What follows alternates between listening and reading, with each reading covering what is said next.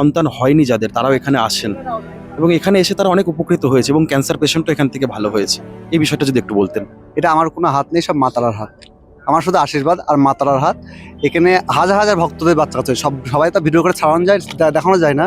এখানে হাজার হাজার ভক্তদের বাচ্চা কাচ্চা যাদের হয় না তাদের হয়েছে এখান থেকে। মার কাছে মন ভরে যদি আসে, ভক্তরা মার কাছে এসে মন ভরে এসে মাকে শুধু আবার বলে যাবে, তাদের মা সেই কাজ উদ্ধার করে দেবে, সেই কাজ সফল হবে। শুধু মায়ের নাম জপ করা কিছু লাগবে না, আমাকেও মানা লাগবে না, শুধু ভগবানের মায়ের নাম জপ করলেই হবে। কোথায় ঠিকানাটা একটু যদি বলতেন।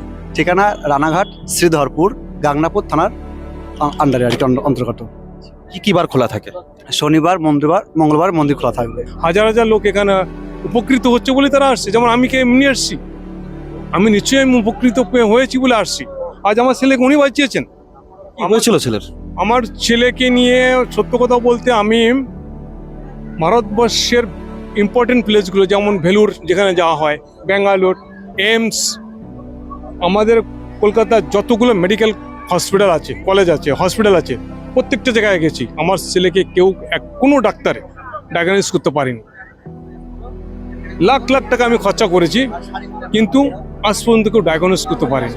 এই রাজা মা তারা এই মহালয়ের পরের দিন যে পুজো, সেই পুজো থেকে উনি আমার ছেলেকে মুক্ত দিয়েছে এবং ছেড়ে দিয়েছে। আমার ছেলে আজ পরীক্ষার্থী, আগামী দিন ও মাধ্যমিকে বসবে বোর্ডে, সিবিএসসি বোর্ডে। আমরা কোনদিন আশা করতে পারিনি যে আমার ছেলে কোনদিন স্কুলে যাবে, কারণ তার এই ছিল, সে যখনই দুপা হাঁটতো সেন্সলেসে পড়ে যেত। আমি আপনাদের একটা ভিডিও দেখাবো, ভিডিও দেখে আপনারা দেখাবেন যে ওনার হাতে কতটুকু গুণ আছে। উনি গ্যারান্টি দিয়েছিল আমি তোমার ছেলেকে বাঁচাবো। উনি পুজো করেছে, আমার ছেলেকে সুস্থ করেছে। মায়ের আশীর্বাদে মা আমার ছেলেকে সম্পূর্ণ সুস্থ করেছে। মা তার সারা জীবন আমি সেবা করে যাব। আপনার নামটা একবার বলুন। আমার নাম শিবানন্দ মণ্ডল।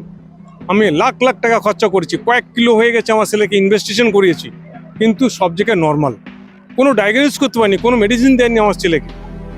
আমার ছেলে 5 ফুট 11 ইঞ্চি, 5 ফুট 11 লম্বা, 95 কিলো ওয়েট।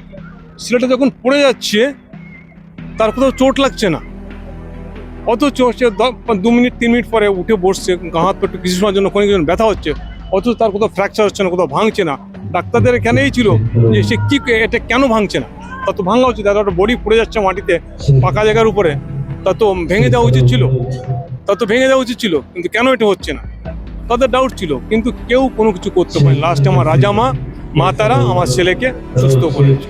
নমস্কার, আমি শিবানন্দ মণ্ডল, আমি ব্যারাকপুর থেকে এসেছি। মা আজ কি অনুষ্ঠান হলো এখানে?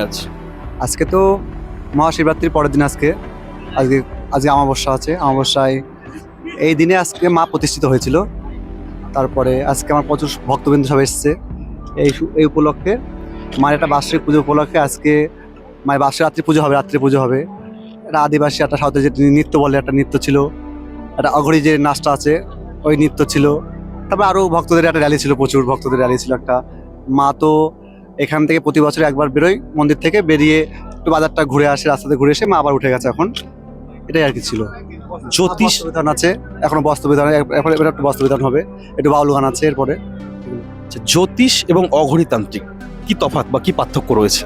জ্যোতিষ একদম টোটালি আমাদের থেকে আলাদা, ঠিক আছে। আমরা অনেক সাধনা করে কষ্ট করে এসেছি এখানে। আমরা জ্যোতিষ, ওরা পড়াশোনা করে জ্যোতিষী হয়েছে, ঠিক আছে। আর তন্ত্র সাধনা একটা আলাদা জিনিস। আমরা অনেক কামাখ্যা, তারাপীঠ, অনেক জায়গায় সাধনা করে আমাদের আসতে হয়েছে। আমরা ভগবানের সাধনা করি, আর জ্যোতিষটা আলাদা পাঠ। এটা